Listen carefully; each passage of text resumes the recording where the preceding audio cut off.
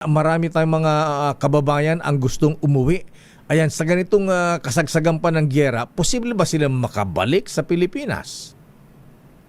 Deo, actually sa ngayon 40 lang, 40 na OFWs ang nag-signify na gustong umuwi.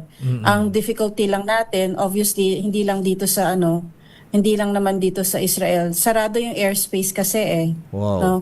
So, walang eroplanong pwedeng Lumipad. mag-land dito at mag-take off. Yan yung difficulty natin. Sa Israel lang ba, ma'am, o buong Middle East na apektahan nitong gyera? Yung mga ibang Middle East na countries, some of them hindi rin sila nag-ooperate. Yung iba, panaka-naka lang yung mga flights.